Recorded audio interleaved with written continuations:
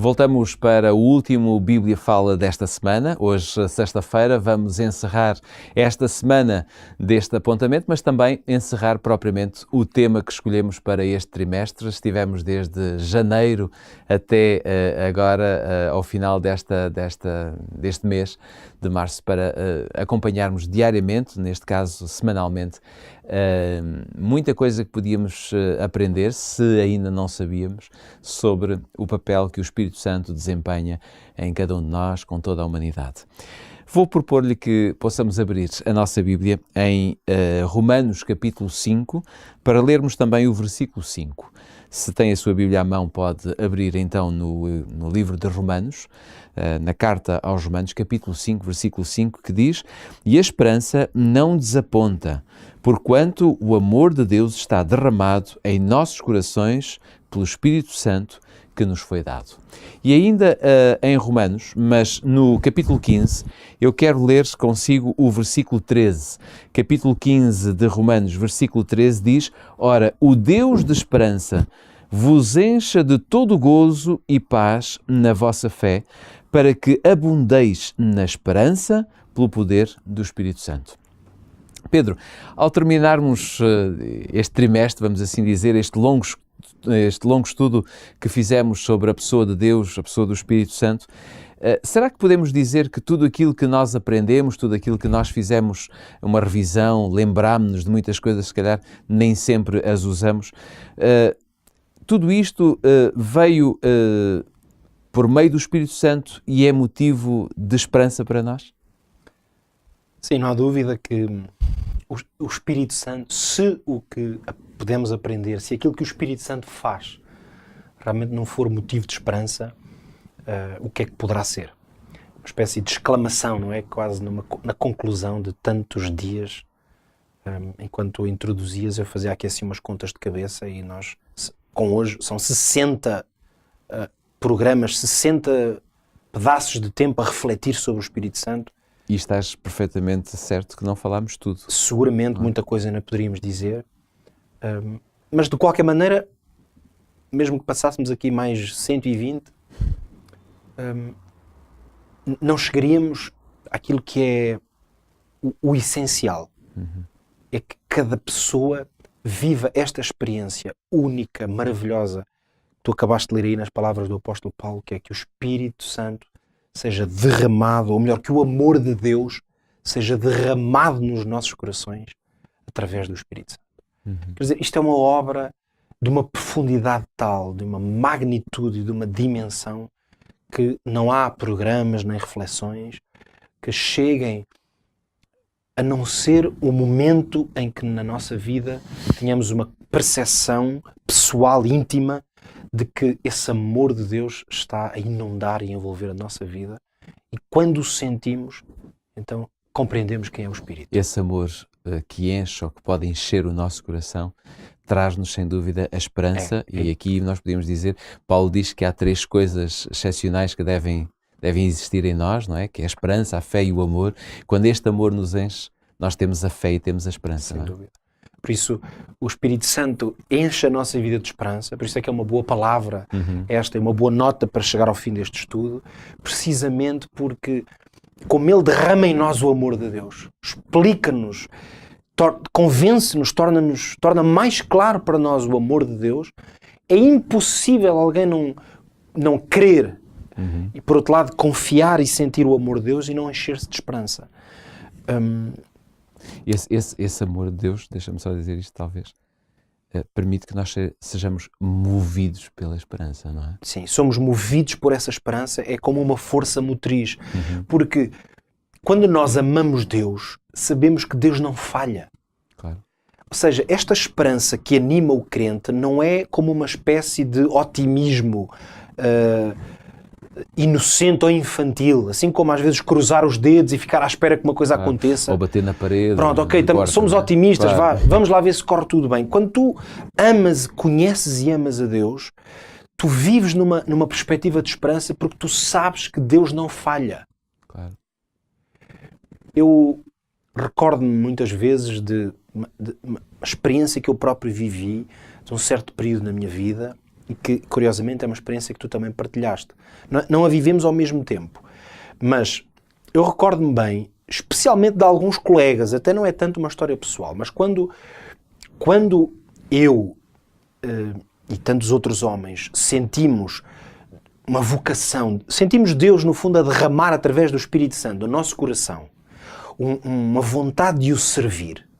Portanto, eu lembro-me como se fosse hoje, que tinha 17 anos, numa noite de agosto, e que naquela noite eu simplesmente não conseguia dormir, porque o Espírito Santo começou a implantar na minha mente o amor de Deus de uma forma que eu nunca tinha sentido. Eu tive que me levantar da cama, ajoelhar-me, e tive que dizer, ok, Senhor, é isto? Estás a chamar-me? Estás a derramar esse amor por ti que eu não sabia o que era? Ok. Eu disse sim, deitei-me na cama e adormeci logo. Então, uma coisa que me impressionou muito foi que, claro, a maneira de dar fruto a este amor foi perceber que Deus queria que eu entrasse no ministério, que o servisse. Então isto levou-me a mim, como anos antes tinha levado a ti, a estudarmos teologia ou a nos prepararmos para o serviço. E uma coisa que me impressionou muito nos muitos colegas que tive ali, não é? É que muitos chegavam ali a um lugar onde iam estudar, iniciar uma nova vida, e então era o seguinte, chegavam a uma universidade para se prepararem e não levavam nem dinheiro, Exatamente. porque não tinham, e não sabiam falar a língua. Isso mesmo. Então, é impressionante pensar em pessoas que vão para um lugar com uma força qualquer que as move. Muitos, se calhar até os pais de algumas dessas pessoas ou amigos disseram, o que é que este tipo vai fazer? Loucura. Então vais para um lugar, inicias um percurso para o qual não tens dinheiro para pagar, nem a ferramenta mais básica para poder fazer. O meu pai perguntou-me se eu não queria fazer outra coisa. Pôs em causa, de alguma forma. Logicamente. Não me proibiu, obviamente, mas... Mas é assim, tens a certeza que é isto? Exatamente. Há uma espécie de loucura humana, digamos assim. Ou seja, para quem está de fora pode ser aquele tal otimismo cego. Quer dizer, a pessoa vai, quer dizer, não vai correr tudo mal e não vai ficar um sem-abrigo, porque às vezes é o que acontece a pessoas que vão em aventura. No entanto, eu fui testemunha de ver tantas pessoas. E como eu disse, até não foi bem o meu caso, que eu até fui ajudado pelos meus pais, por exemplo. Mas, sobretudo, vi colegas chegar nestas condições e serem abençoados de uma maneira inacreditável e, portanto, completarem os seus cursos, aprendemos a língua. Quer dizer, Deus deu-nos todas as ferramentas que foram necessárias para que a sua obra pudesse ser realizada. E não foi um otimismo ingênuo ou infantil que nos levou até ali. E eu uso este exemplo porque é o que eu tenho para contar.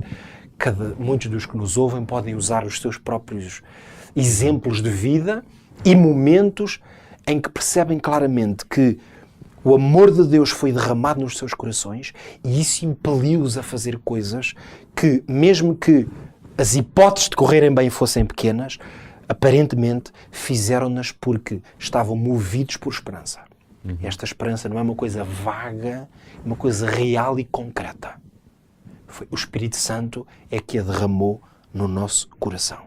Portanto, eu acho que podemos dizer o seguinte, é pelo poder do Espírito Santo que num mundo tão trágico como este, uma pessoa pode viver com esperança. É o Espírito Santo a fazer isso.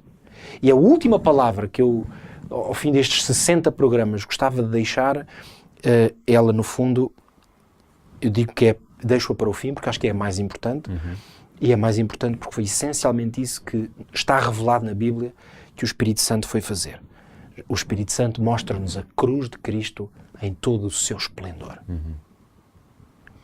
Quando nós olhamos para a cruz e vemos Jesus como Filho de Deus, a entregar a sua própria vida por amor a nós, quando nós temos um vislumbre e uma compreensão do que ali se passou, do que isso significa, a nossa vida não pode ser mais a mesma. E a obra do Espírito Santo na vida dos crentes é, sobretudo, fazer-nos olhar para Jesus e para a sua cruz. Por isso é que Jesus, ele próprio dizia que o Espírito Santo ia ser tão importante para nós, porque ele nos ia lembrar de tudo que Jesus tinha feito. Como nós hoje, então passaram já 2000 anos, e como nós não vimos, não estivemos lá, não tivemos a oportunidade de ver a força daquele momento, nós não vimos Jesus a ser levantado na cruz, não vimos o corpo dele a rasgar-se, não vimos aquela aquela coroa de espinhos espetada na sua cabeça, nós não vimos isso, então o Espírito Santo é-nos necessário, é-nos indispensável para podermos ter um vislumbre dessa glória. Porque isso é glória. Ou seja, é um momento horrível, mas é a glória de Deus a manifestar-se como nunca antes na história. E como nunca mais será manifestada. Porque é o amor de Deus feito carne, feito sofrimento. Então, assim podemos compreender perfeitamente as palavras que lias há pouco. O amor de Deus é derramado no nosso coração através do Espírito Santo. E onde é que nós podemos melhor ver e compreender o amor de Deus, se não olhar para a cruz e ver Deus em Jesus Cristo ali entregue por nós. Sem o Espírito Santo, nós não conseguimos compreender isto. É impossível. E isto não nos vai tocar. Claro. Isto não vai ser transformador para nós. Por isso é que ninguém queira viver sem o Espírito Santo. Ninguém ponha em causa o Espírito Santo. Ninguém queira ousar pôr em causa que o Espírito Santo é Deus. E que Ele é Deus agora a agir em nós para nos ajudar a compreender o que Jesus fez e para nos ajudar a viver aquilo que o Pai deixou desde o princípio, como a sua vontade perfeita para nós. Obrigado, Pedro. Chegamos ao fim de mais um Bíblia Fala, no final desta semana, hoje, sexta-feira. Fica aqui, de alguma forma, a certeza de que ainda há muito para dizer sobre o Espírito Santo, mas encerramos este longo percurso que fizemos ao longo de 3 meses a falarmos sobre esta temática tão importante e tão imprescindível para nós nos nossos dias. Contudo, fica a certeza também de que na próxima segunda-feira voltaremos com mais um tema, mais uma temática, em que guardaremos segredo até lá para que você se entusiasme e venha ter connosco na próxima segunda-feira. Já sabe, pode ouvir o Bíblia Fala através da Rádio RCS, em 91.2 FM, ou então através do nosso Facebook e também da Hope Channel Portugal. Ficam as nossas despedidas. Muito obrigado por ter estado desse lado. Tenham um ótimo fim de semana. Encontramo-nos na próxima segunda-feira.